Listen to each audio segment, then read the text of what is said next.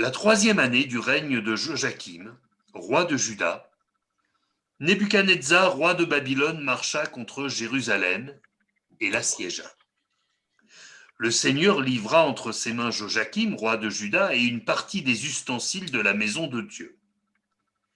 Nebuchadnezzar emporta les ustensiles au pays de Shinéar, dans la maison de son Dieu, il les mit dans la maison du trésor de son Dieu.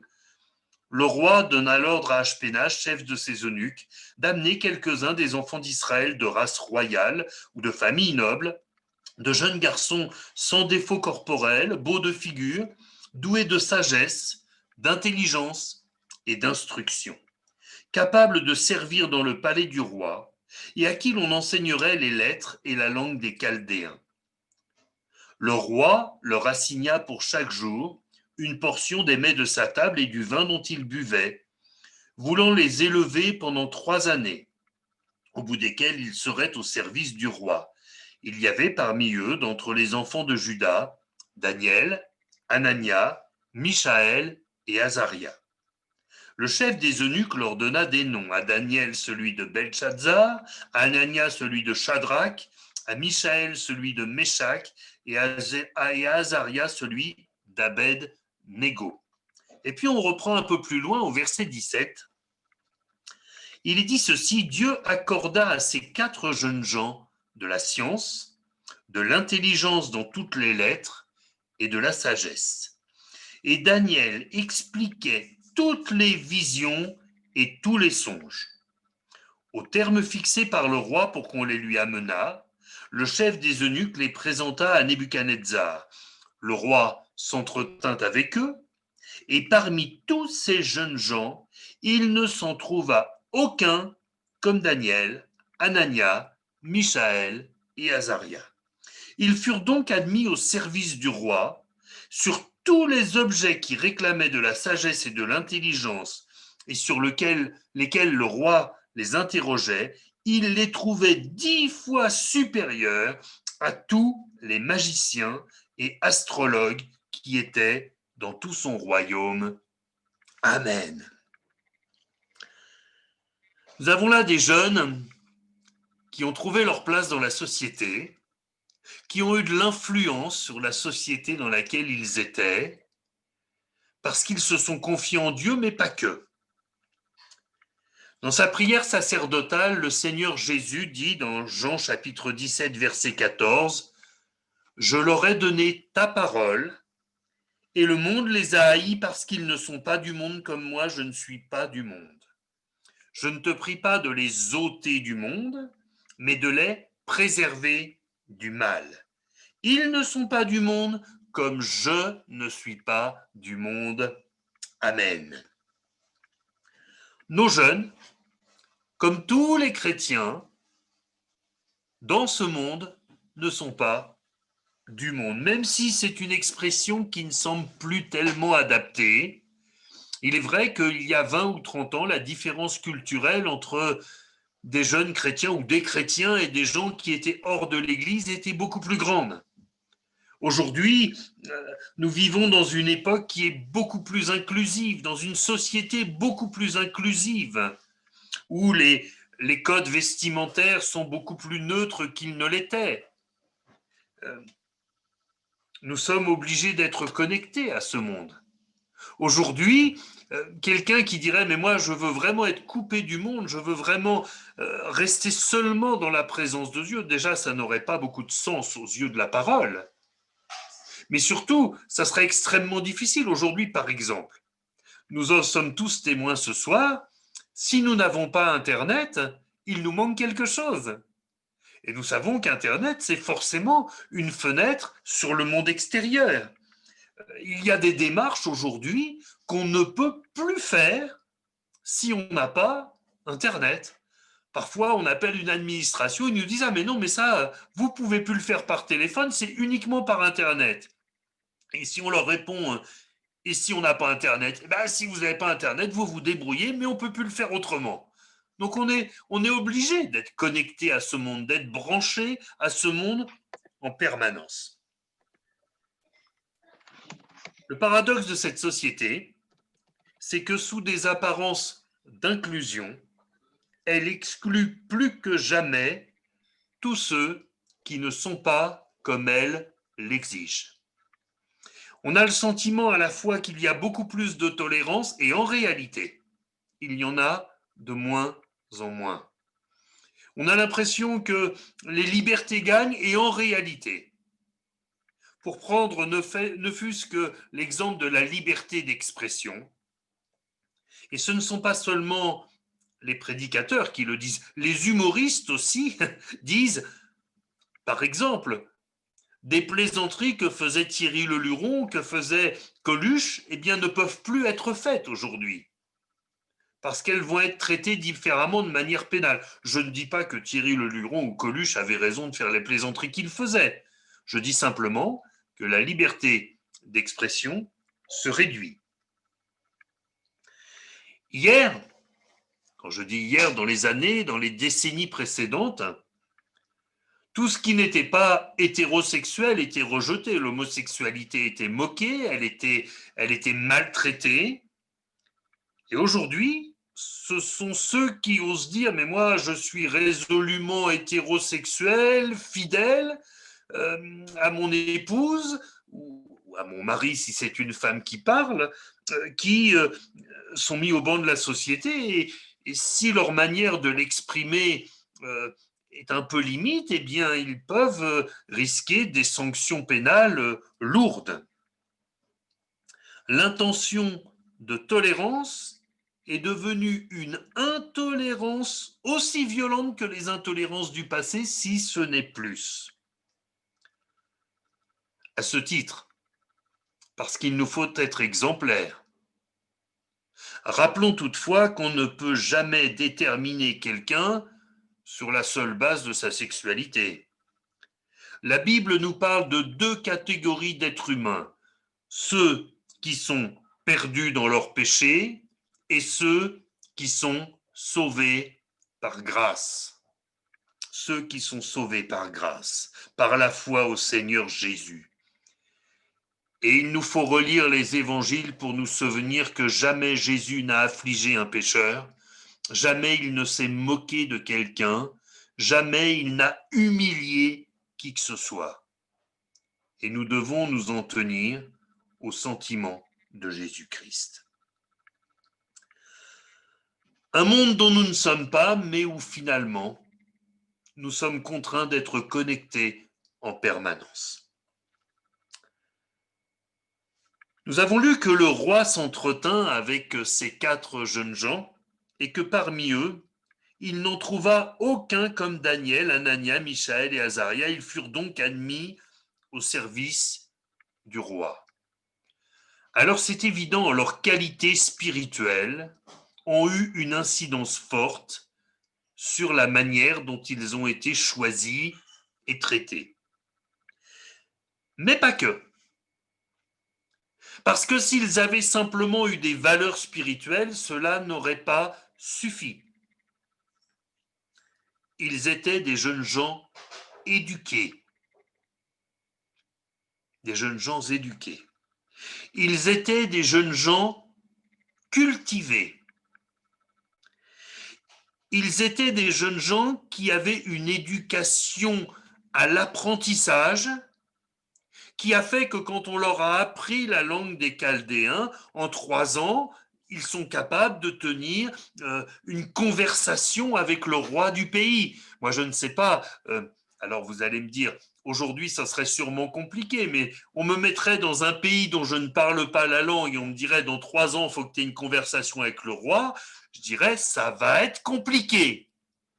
Mais là, on voit bien que c'était des jeunes qui avaient une habitude d'apprentissage, une capacité d'apprentissage. Vous allez me pardonner à l'avance pour cet anglicisme, mais nous sommes actuellement dans une société qui se dit elle-même celle de la cancel culture, c'est-à-dire de l'annulation de la culture. Finalement, on explique à nos jeunes que la culture ne leur sert à rien. Elle est remplacée par la dépendance aux réseaux sociaux, Elle est remplacée par la dépendance à des séries télévisées ou des séries sur Internet qui, bien souvent, il faut bien le reconnaître, n'apportent aucune valeur ajoutée, voire même détériorent l'image que l'on peut avoir de l'être humain. On explique à ces jeunes que eh bien, la lecture ne va rien leur apporter, et à vrai dire, pour eux, ça devient une corvée. Le prix à payer, c'est que quand nous exhortons nos jeunes à lire la Bible, ça devient quelque chose de pénible, parce qu'ils n'ont plus cette culture de la lecture. On n'a pas cherché à leur en donner le goût. À ce rythme, j'espère ne pas prophétiser, mais nous finirons par devenir une société illettrée, inculte. Et le danger, c'est que dans des sociétés qui sont dans cet état-là, les pouvoirs politiques populistes ont toute capacité à se faire élire. Et que cela conduit des pays entiers dans le chaos. Cette cancel culture, elle s'est développée depuis des années aux États-Unis. Aujourd'hui, les États-Unis, mis à part dans les grandes villes et dans les sphères un peu élevées de la société, la majorité des Américains n'ont aucune culture, aucune connaissance de l'histoire, de la géographie, de la littérature. Si bien que quand un président populiste leur dit allez prendre d'assaut le Sénat, le Capitole, ils ne réfléchissent même pas qu'ils sont en train de couper la branche sur laquelle ils sont assis et de remettre en cause la démocratie. C'est ça, la société qui se construit avec des gens sans culture. Les gens sans culture ont une grande difficulté à faire une analyse critique des éléments. Et voyez-vous, nous sommes aussi un petit peu coupables dans cette affaire. J'ai entendu parfois, il y a quelques décennies, certains de mes pères, je devrais dire, mais j'ai un peu de mal à le dire, prêcher que seule la Bible était utile et que la culture ne servait à rien. J'ai même entendu des choses plus affreuses que cela. Une sœur était toute fière de dire que sa fille avait réussi un concours d'entrée à une école et d'entendre un vieux pasteur répondre à cette sœur, mais pourquoi voulez-vous qu'elle fasse des études? C'est pas ce qu'on demande à une fille. C'est juste une totale aberration. Et en réalité, c'est juste le contraire que la Bible nous enseigne. La Bible nous enseigne que plus nous pouvons apprendre, plus nous pouvons nous cultiver, plus nous sommes utiles. Et je vais vous donner des exemples extrêmement concrets.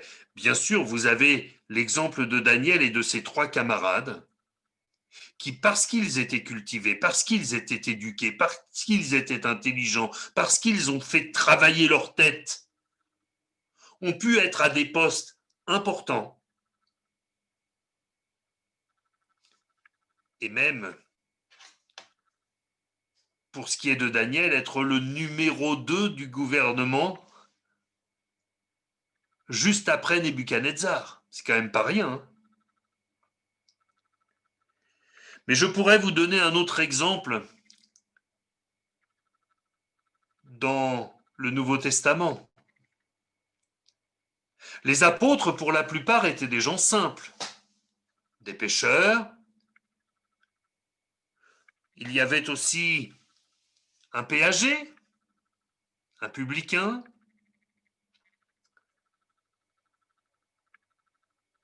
Et tant que l'évangile est resté à Jérusalem et dans la Judée, ces hommes-là ont suffi à l'œuvre de Dieu. Mais quand il s'est agi d'aller prêcher l'évangile sur tout le bassin méditerranéen, le Seigneur a fait lever Saul de Tarse et l'a fait devenir Paul. L'homme qu'il a choisi pour aller annoncer l'évangile dans ces parties du bassin méditerranéen où la culture était grande, parce que ce soit à Rome, que ce soit en Grèce, il y avait un niveau de culture élevé. Quand l'Europe, sortant du Moyen Âge, a voulu retrouver un peu de splendeur, cette période que l'on appelle la Renaissance, elle s'est directement inspirée de la culture gréco-romaine et de l'Antiquité. On a retrouvé profusion de peintures et de sculptures comme cela était le cas pendant ces périodes-là. Paul était un homme qui avait étudié. Et le Seigneur Jésus ne s'est pas trompé en le choisissant pour son service. Dans Acte 22, verset 3, Paul se présente: Je suis juif, né à Tars en Cilicie, mais j'ai été élevé dans cette ville-ci, c'est-à-dire Jérusalem, et instruit au pied de Gamaliel, dans la connaissance exacte de la loi de nos pères, étant plein de zèle pour Dieu comme vous l'êtes tous aujourd'hui. Paul parlait plusieurs langues couramment. Il parlait romain, latin, dirions-nous maintenant. Il parlait grec, il parlait araméen, la langue quotidienne à Jérusalem, et il parlait l'hébreu, puisqu'il lisait dans l'Ancien Testament l'hébreu. Vous imaginez? Je ne sais pas vous, mais moi je ne parle pas couramment 4 langues. Hein. Déjà avec le français, des fois j'ai un peu de mal. L'anglais, ça devient compliqué. L'allemand, il me reste 2 ou 3 mots, puis alors le reste, rien du tout. Hein. Paul parlait couramment 4 langues. Je vais plus loin. Il connaissait la littérature de son époque. Il connaissait la littérature, les philosophes, il connaissait les poètes grecs, et plusieurs fois il les a cités. Dans Acte 17, 28, Paul dit ceci, il est à Athènes, sur l'Aréopage, il dit « Car en lui nous avons la vie, le mouvement et l'être », c'est ce qu'ont dit aussi quelques-uns de vos poètes, de lui nous sommes la race. Le poète qui a écrit ces choses s'appelle Épiménide de Cnos, et il a vécu au 7e siècle avant Jésus-Christ. Écrivant à Tite, il cite encore un poète antique. Il dit « L'un d'entre eux, leur propre prophète, a dit « Crée-toi toujours menteur, méchante bête, ventre paresseux ». Il ajoute « Ce témoignage est vrai ». Vous voyez que Paul connaissait la littérature grecque, donc pas du tout sa culture. Hein. Lui, juif, né à Tars et élevé au pied de Gamaliel, mais il s'était cultivé, il avait lu les poètes grecs, il avait lu les philosophes, il saura identifier les philosophes épicuriens quand il leur parlera à Athènes. Et non seulement Paul a su prêcher devant des gens simples, mais il a aussi su prêcher devant des rois. Il a aussi prêché devant César, même si cet épisode ne nous est pas rapporté. Il a prêché devant le roi Agrippa. Il a prêché devant des gens simples, mais il y a aussi des gens intelligents ou des gens de distinction, nous dit des femmes de distinction, qui ont suivi Paul parce que ce qu'il prêchait était intéressant. Le roi Agrippa dit à Paul, tu vas bientôt me persuader de devenir chrétien. Prêcher devant un roi, c'est quand même quelque chose. Hein.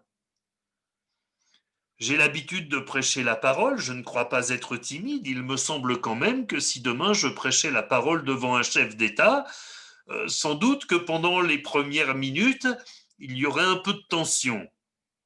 Bon, j'imagine sans peine qu'au bout de quelques minutes, le Seigneur reprendrait les commandes et que finalement cela se passerait aussi bien que possible par sa grâce et pour sa gloire.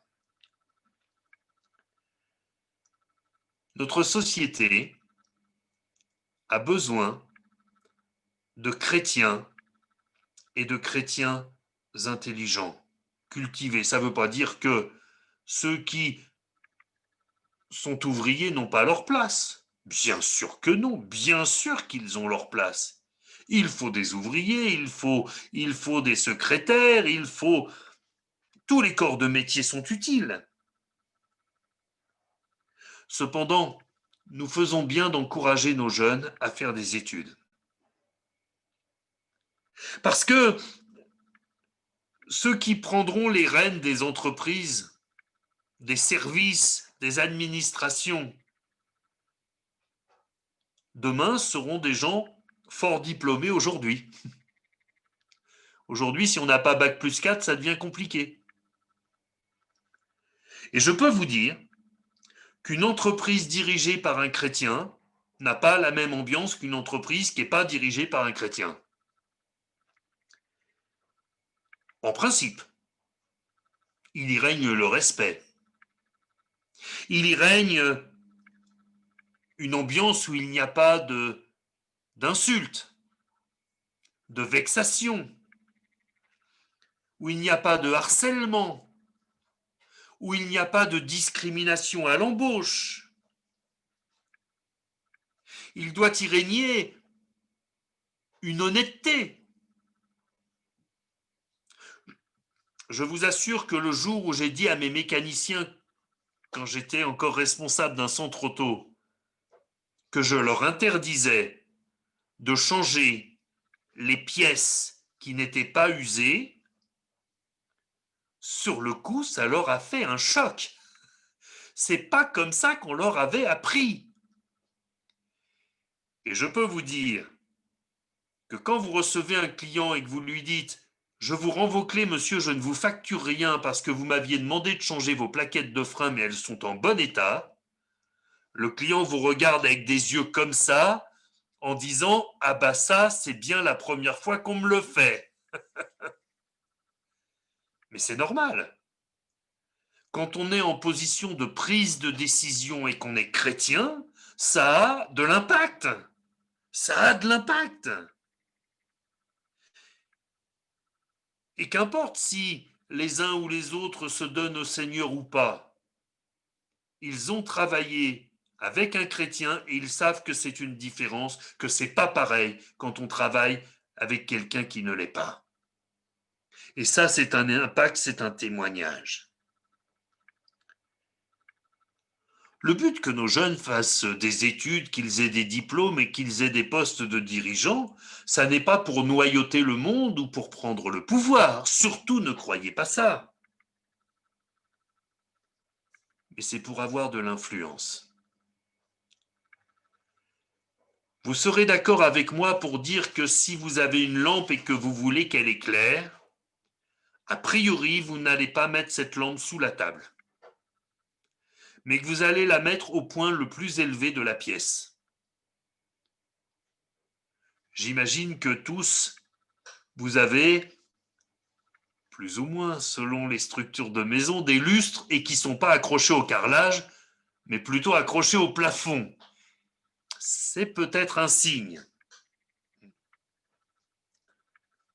Plus la lumière est élevée, plus elle éclaire et plus elle se voit de loin.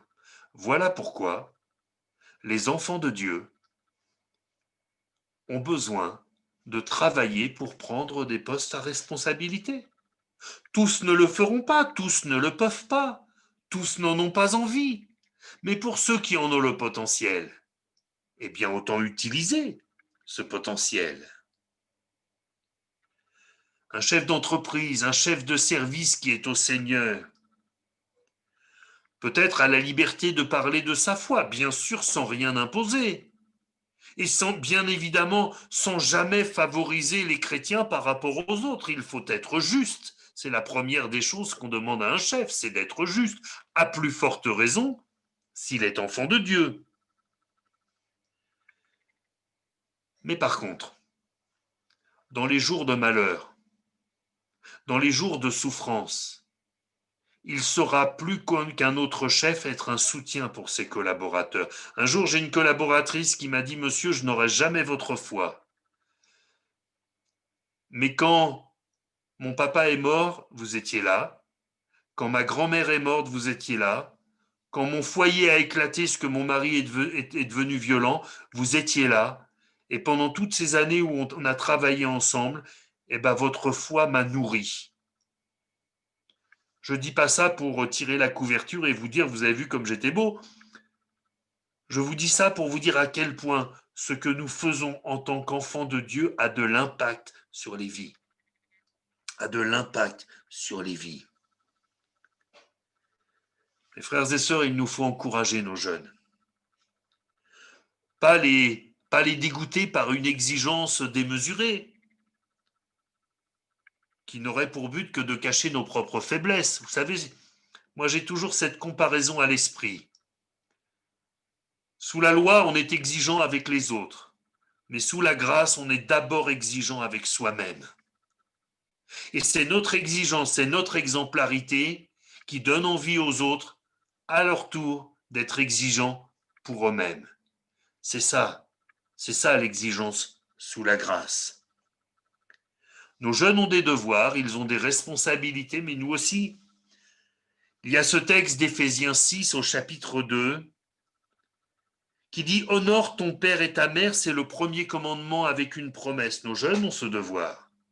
Afin que tu sois heureux et que tu vives longtemps sur la terre. Et vous, père, je peux ajouter « et vous, mère », et vous, anciens dans l'Église, et vous qui avez de l'expérience, n'irritez pas vos enfants, n'irritez pas vos jeunes, mais élevez-les en les corrigeant et en les instruisant selon le Seigneur. Et puis je conclus, Colossiens 3, 21 dit « Père, n'irritez pas vos enfants de peur qu'ils ne se découragent. » Nous avons raison d'éduquer nos enfants, nous avons raison de dire à nos jeunes quand ils commettent des erreurs, nous avons raison de dire à nos jeunes quand ils sont sur une pente qui conduit au péché. Nous avons raison de les encourager à être exigeants avec eux-mêmes pour réussir leur vie professionnelle afin d'être des témoins des lampes élevées. Mais nous avons tort si nous le faisons jusqu'au point où nous les décourageons. Alors nous voulons être, mes frères et sœurs, ces soutiens pour notre jeunesse. Quelques-uns de nos jeunes sont avec nous ce soir et nous sommes heureux de les avoir. Nous voulons les encourager. Quand ils sont en échec, nous voulons être avec eux pour les soutenir, pour les bénir, pour les consoler, parce que l'échec, ça atteint le moral. Et quand ils sont en réussite, nous voulons les encourager. Nous voulons les bénir encore, afin que leur influence soit pour la gloire de notre Seigneur. Que notre Dieu bénisse notre jeunesse. Amen. Paul écrivait à Timothée que personne ne méprise ta jeunesse. Tenons en compte. Ne méprisons pas les faibles commencements. Prions pour nos jeunes que tous soient sauvés. Prions pour nos jeunes pour qu'ils se marient avec des enfants de Dieu. Amen. Ben oui. Je suis peiné toutes les fois que j'entends des bien-aimés qui me disent « Ah là là, si j'avais écouté quand on m'a dit « Te marie pas avec lui, te marie pas avec elle ». Et puis après, on ramasse les morceaux. Que le Seigneur bénisse notre jeunesse dans ses études. Il faut des travailleurs manuels, et bénis soient nos frères et sœurs qui peuvent être électriciens, cuisiniers, vendeurs, que sais-je. Ceux qui font le ménage, il en faut aussi. Bénis soient ceux qui sont agents de maîtrise, bénis soient ceux qui sont cadres, bénis soient ceux qui peut-être demain seront chefs d'entreprise, ceux qui le sont aujourd'hui. Voilà, nous voulons une jeunesse qui réussit, mes frères et sœurs. Débarrassons-nous de ce fléau qu'est la fausse humilité. Ça n'est pas de l'orgueil que de vouloir élever la lampe du Christ le plus haut possible. C'est de l'ambition, elle est saine, elle est vertueuse, elle sauve des âmes. Que le nom du Seigneur soit béni. Seigneur notre Dieu, nous voulons te louer pour tous les jeunes que tu nous donnes, Seigneur. C'est vrai, Seigneur, entre les jeunes et les ados, c'est près de 40 personnes qui entendent ta parole, dont nous essayons de nous occuper le mieux possible et nous voulons te prier pour eux, te prier, Seigneur, pour leur salut, te prier, Seigneur, pour leur avenir sentimental, te prier, Seigneur, pour leurs études, te prier pour leur avenir professionnel. Merci parce que ces jeunes, ils sont pleins de vigueur, pleins de bonne volonté. Ils ont tellement de compétences, nous sommes tellement heureux de les avoir. Seigneur, permets-leur d'être encouragés au milieu de nous. Permets-leur de se sentir aimés, de se sentir à leur place dans ton corps, Seigneur. Merci de bénir notre jeunesse, Père. De te prier pour notre frère Jean Ofni, Seigneur. Tu vois, ces nuits difficiles, tu poses ta main sur lui. Tu le secours, oh Dieu. Tu le bénis, Père. Merci pour ta bonté. Fais grâce aussi à nos couples. Tu vois, Seigneur, tous ceux qui ont échoué, ceux qui sont en souffrance, Père. Voulons être là pour ceux qui sont en souffrance, les accompagner, les porter à tes pieds, Seigneur, afin que tu les délivres, que tu les bénisses et quand il y a lieu, Seigneur, que tu pardonnes leurs fautes. Merci, Seigneur, au nom de Jésus-Christ. Amen. Amen.